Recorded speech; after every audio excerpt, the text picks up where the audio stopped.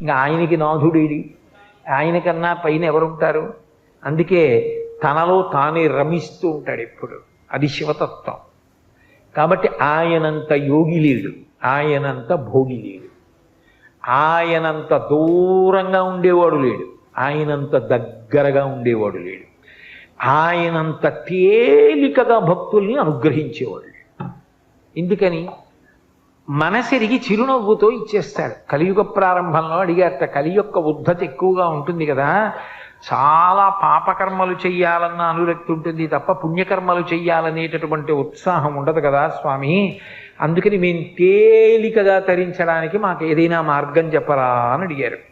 అడిగితే ఆయన అన్నాడు, మీకు అందరికీ మోక్షం కావాలని కదా తాపత్రయం, సరే నేను ఒక మాట చెప్తాను చెయ్యండి అన్నాడు. దర్శనాత్ అభ్రతసి, చిదంబరంలో ఎలా దర్శనం చేయాలో అలా చేయండి, మోక్షం ఇచ్చేస్తాను.